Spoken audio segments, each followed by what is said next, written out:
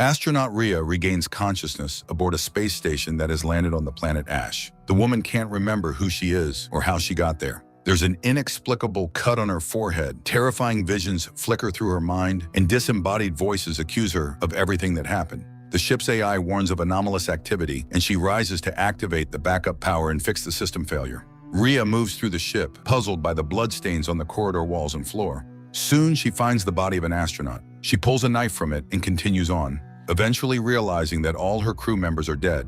For some reason, the airlock is open, and the woman steps into a rocky world where flakes of ash fall from above. Overhead, a massive light tunnel seems to unfold in the sky. In that moment, she suddenly remembers a name: Brian. Breathing becomes difficult, and she returns to the ship, where the system reports that the oxygen level inside is critically low. In a half-dazed state, she sees distorted faces. Suddenly, she finds herself in a pristine mess hall. Kevin shouts a new slogan about prosperity, and Davis suggests they eat 5 servings of canned beans in honor of their friend Brian. The crew suggests that Rhea will be the first to step out onto the newly discovered planet this time, and celebrates the fact that the planet is nearly breathable. In reality, Rhea reaches the medical bay and patches up the wound on her neck. Then she heads to the showers, trying to understand who she really is. Later, the woman finds a ship's log where observations about the air quality and pressure in the cabins were recorded. In the moving images, she sees herself tending to some plants. But then the system announces that movement has been detected in Zone 1. Arming herself with the knife, Rhea heads toward the area. When a figure in a spacesuit enters through the airlock, she attacks. Unexpectedly, the person calls her by name and begs her to stop. When he sees she doesn't recognize him, he tells her his name, Brian, and explains that he came down from orbit after receiving her distress signal. She had said that Clark had gone mad and attacked the crew. Rhea explains that she only remembers fragments, images, and the attack by a woman. She doesn't understand what's happening and has no idea who or where she is. Brian asks her to wait for him and leaves while Rhea covers the dead. Later, he brings out a medical bot explaining that their mission and vessel are named 7F. Brian realizes that she remembers nothing, not even Earth. The woman lies down on the examination table, and the medical bot begins scanning her body. Meanwhile, Brian tells her that the previous 6 missions failed. Humanity's only hope rests on the 7th. Half a dozen ships are scattered across the galaxy, searching for an Earth-like planet, and now they might be able to proudly call the discovered planet their new home. At that moment, the medical bot's tools dig into the wound on Rhea's forehead, and Brian tries to calm her. He explains that he stayed in orbit because his duty was to monitor the base from above in case of incidents. Suddenly, Rhea recalls seeing a shooting star in the sky, and Brian confirms that it was their main ship stationed in orbit. Meanwhile, the medical bot stitches up Rhea's head wounds, and Brian asks about her temperature. Rhea admits she used a patch from the medical kit, which affects her in strange ways. Brian recalls that, on the way to this planet, people often discussed why they joined the program. Rhea insisted it wasn't about sacrifice, it was about seeking answers, as if what was on Earth hadn't been enough for her. Even if she doesn't remember who she is, she's still the same person at heart. He advises her to rest. However, Rhea can't shake the thought that Clark might still be outside. If so, her oxygen would be running out. Clark could have found shelter, especially since the sandstorms here are extremely fierce. Rhea puts on a spacesuit and goes out to search for her colleague. She recalls having seen a drone she planned to pilot before everything went wrong. As she searches the area, Rhea speculates that Clark might have been infected with something that drove her insane, causing the massacre. Rhea drags black body bags containing the astronauts outside, while Brian urges her to let go of the past. The station is running on reserves, with only basic functions working, and even the oxygen is depleting. They must leave this planet as soon as possible. Everything else, including what happened here, takes a back seat. First, they need to return to orbit, which isn't easy because the shift in the satellite's orbit must precisely align. Brian worries about her condition, and Rhea herself feels exhausted. She decides to take a short break. Suddenly, while looking at Kevin's dead face, she sees a bloody monster. The hallucination fades, and the woman returns to the ship, attributing everything to exhaustion. But almost every object that could be used as a weapon reminds her of the massacre. Rhea applies another psychedelic medical patch to her neck. Later, a sandstorm sweeps over the station, and as Rhea watches it, she admits that she's starting to remember bits and pieces. Then the AI reports a breach has been detected. Donning their spacesuits, they go to locate the damage, heeding warnings about critically low air levels. Upon reaching the emergency level, they realize someone must have been there. Rhea hears a strange noise, follows it, and finally finds the breach. As she welds it shut, the mutilated face of Clark appears before her. Struggling to fight off the vision, she manages to finish the repair and return inside.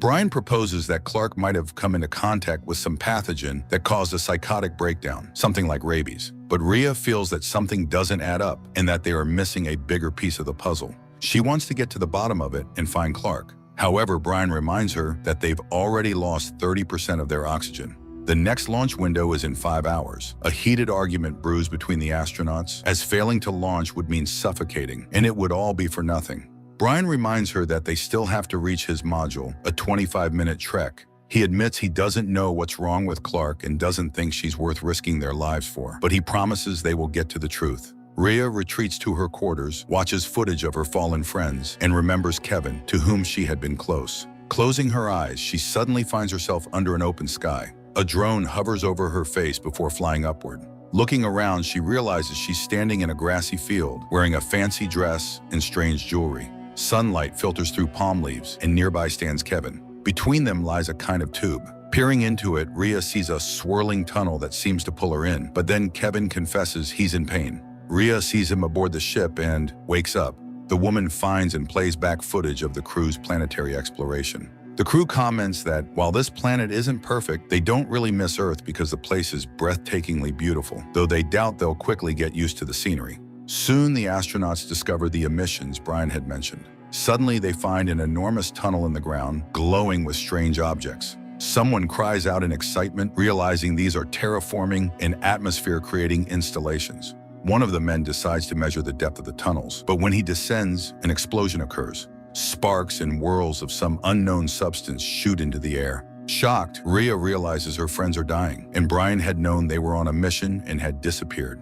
Rhea demands an explanation. He had been watching her all this time as she wandered in circles, trying to piece together what happened to Kevin, Clark, Addie, and Davis. She had nearly gone insane while he knew the planet was being prepared for life. He defends himself by saying that his duty was to keep her under control because he knows her well, and even though she has lost her memory, she hasn't truly changed. Therefore, they must get off the planet first and then try to make sense of everything. Suddenly, Rhea confesses that she killed everyone and doesn't know why. Thus, she feels she cannot leave the station. She realizes the patches help her remember what happened, but Brian admits he doesn't trust the person she is becoming. Their mission, the survival of the human race, must come first. Here, they discovered technology capable of terraforming planets. This could change the fate of all humanity. Their priority must be completing the mission. In 2 hours and 39 minutes, they must launch. Rhea starts packing her things when Brian comes in and personally changes her patch, promising to return when it's time to leave.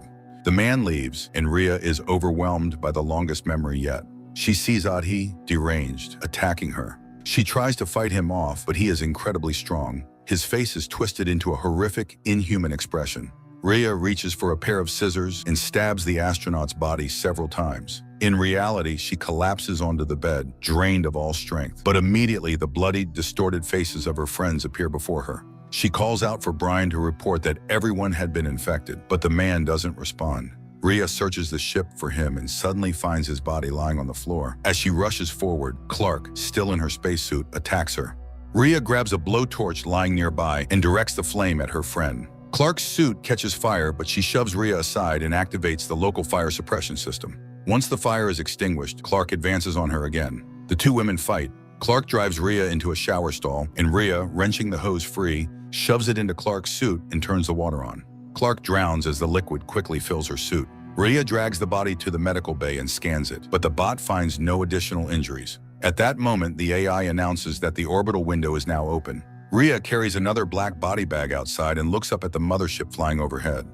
She returns to the module and attempts to start it. When the systems fail, she sticks 2 patches onto her neck at once. Immediately, she hears the medical bot's voice and remembers Brian. The bot scans his body and reports that he died 51 hours ago. Once again, Rhea is left asking, what is happening? The system reports anomalous activity and the detection of an unusual life form. Rhea starts searching the ship and suddenly sees a living Brian and realizes it's the infection using a human body. Unexpectedly, the man promises to show her everything, and then she'll understand. Her memories take her back to the moment when the astronauts return to the station, bringing the mysterious substance with them. Brian's voice calls out to the station while the astronauts discover an unknown life form and prepare to take a sample for study. Rhea returns aboard and overhears her friends discussing how the mysterious entity seemed to have been observing them from the start, waiting for the right moment to strike.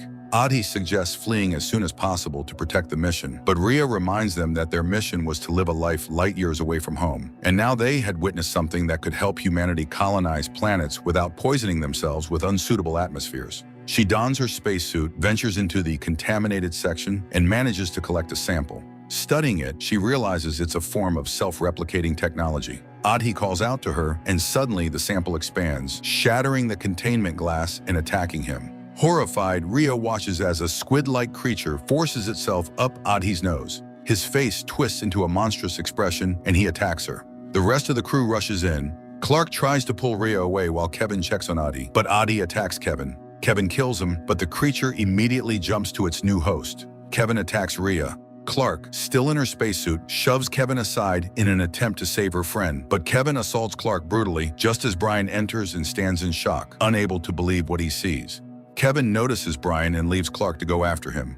Rhea tries to help Clark, puts a whole helmet on her, and pushes her out the door, ordering her to reach the landing module. Kevin calls out to Rhea. The woman apologizes for what she's about to do. She sees him beginning to mutate and stabs him in the chest with a knife. The creature exits his body and burrows into the wound on her temple. Suddenly, she seems to see it inside her own mind. Rhea thrashes, trying to understand what's happening. Finally, she goes still as the AI announces parasite activity has been detected. Rhea sees something red and pulsating functioning inside her and realizes it's an alien intelligence. The creature explains that this is their planet and they will not allow it to be taken. Humans are an inefficient species doomed to self-destruction. They only want her to join the Legion. She would become something greater, and it would be a great honor. But Rhea refuses to join the collective mind. She rips off the patches, and the ghosts of the crew immediately dissipate. Rhea rushes to the medical bay, initiates a scan, and authorizes the removal of the parasite from her brain.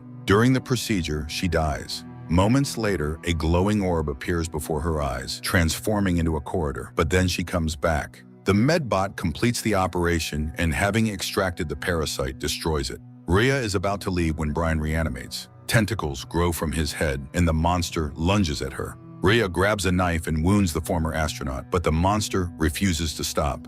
She grabs the blowtorch and directs a jet of flame at his head. The monster burns away. A fire breaks out aboard the station. Rhea dons a spacesuit and flees the burning ship. She finally reaches the landing module, starts it, and takes off, leaving the planet behind and heading toward the mothership, remembering her fallen friends.